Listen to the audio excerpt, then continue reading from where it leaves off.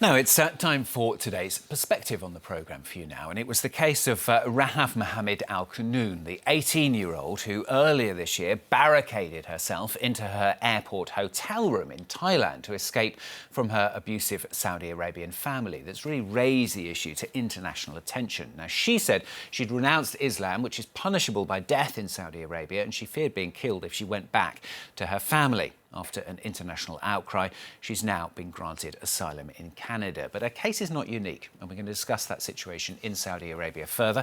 And joining me now is Middle East researcher, Human Rights Watch, Adam Coogle. Thanks very much for being with us on the programme. I mean, we've heard how women can face a pretty tough life in Saudi Arabia. Just tell us, first of all, how bad it can be. Well, in Saudi Arabia, a woman's life is really determined by the roll of the dice.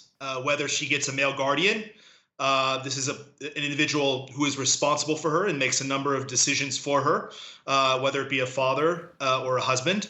And if she gets a good one, then her life can be fantastic and terrific. If she gets a bad one who is controlling and doesn't allow her to make the decisions in life she would like to make, then her life can be quite terrible. Beyond that, the Saudi state has not done enough to give victims of domestic violence adequate redress mechanisms, ways in which they can rectify their situation and flee from their abusers. So because of that, women are trapped in a cycle of discrimination and lack of options for domestic abuse that makes, for some women, life in Saudi Arabia unbearable. Tell us about the guardianship system, if that's the right word. I mean, just how does it work? What does it mean for a woman?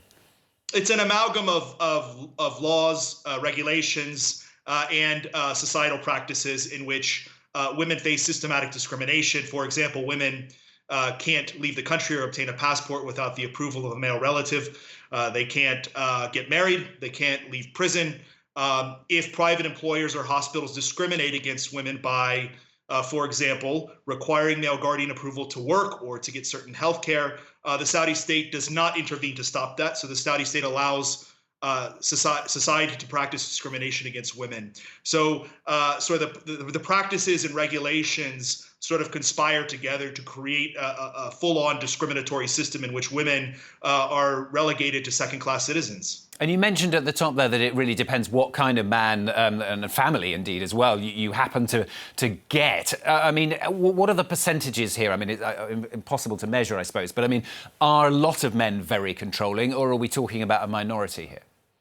It's really difficult to say. I mean, in Saudi Arabia, there are not opinion polls that are reliable. It's not a country that has any meaningful degree of freedom of expression. So people would be fearful to express themselves honestly. So it's very difficult to say. I will say, you know, in recent years, as modern communication tools have developed and secure chat apps have become widespread throughout the region, we certainly, as Human Rights Watch, hear more and more from trapped women who, you know, are looking for a way out. And I think that the phenomenon of these fleeing women who have generated a lot of international attention is really, you know, something that demonstrates that very clearly.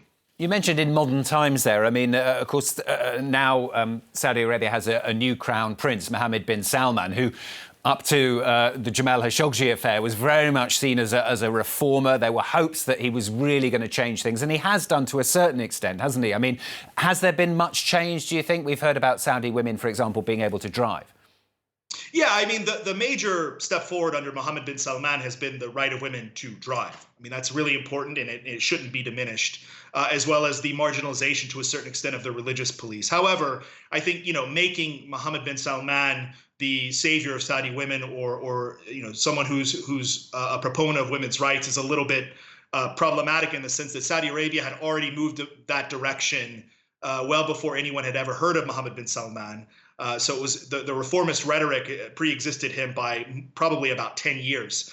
Beyond that, Saudi Arabia, frankly, has not made the most meaningful reforms that are required for women to be able to make the decisions for themselves, how they really want to live their lives. So, you know, I think a lot of the rhetoric around MBS is PR rhetoric that pre-existed him, and frankly, he hasn't gone far enough to really make meaningful changes to end the discriminatory system that women face. And of course, a lot of people, particularly men, presumably in Saudi Arabia, feeling that actually what has happened over the last 5 to 10 years, particularly now under Mohammed bin Salman, is wrong, and the country should actually be going the other way and sticking to its more traditional values. I mean, there's no doubt that that exists, and certainly in past years, the Saudi authorities have claimed that they can't go too fast because it would alienate too much of Saudi Arabia's conservative religious establishment and conservative Saudi society. But I think one really important thing to point to that's really new is MBS's complete stranglehold over Saudi politics and society.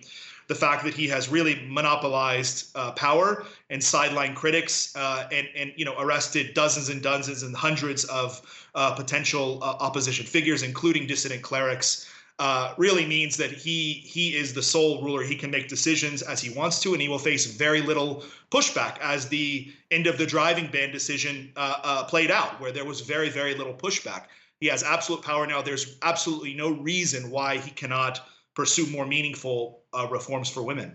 And you're sitting there from Human Rights Watch. Obviously, there are other organisations as well who have a specific interest in this case. I mean, are there things that you can do, or should you actually be keeping your nose out because it's up to what happens in Saudi Arabia and people within the country who should decide what happens? Well, certainly people in the country, have the largest stake in what happens, and we should support them in their activism. The problem is, in Saudi Arabia, Mohammed bin Salman and his government have arrested the prominent leading women's rights activists, and they've been detained for 8-9 months now without charge. And in fact, it emerged in November that they have faced brutal torture, including electric shocks, whippings, and so on and so forth. So the domestic women's rights movement has been completely, arrested and sidelined, and there's really not much they can do domestically right now because of the high levels of repression. So I think it's really, in that situation, incumbent upon all of us to support them however we can by continuing to call attention to their plight, as well as continuing to put meaningful pressure, whether by media or by talking to allied governments, to press Saudi Arabia to in the discrimination. It says, frankly, that it wants to end. So really, it's about pressuring Saudi Arabia to make good on its promises. And is there much sign from the international community of them actually doing that? I mean, Mohammed bin Salman, for example, just right now is on a tour of Asia, isn't he? Shaking hands with all sorts of different leaders and being accepted and welcomed there. Well, certainly historically, countries have not had meaningful, even Saudi Arabia's allies have not been able to tell it what to do. I mean, it's not in a position where it receives humanitarian aid, for example, from any country. So it's been very difficult for countries to dictate to Saudi Arabia what it should and shouldn't do. However, there's an extent to which that has changed. And Saudi Arabia has become so concerned about its international image. For the purposes primarily of Mohammed bin Salman's plan to encourage direct investment by foreign investors into the Saudi economy, as well as to improve the country's image so that the arms sales are not threatened. And given the fact that Saudi Arabia does care about its international image, I do think that gives other countries and activists a possibility of pressuring them to do the right thing and to take steps to end discrimination against women.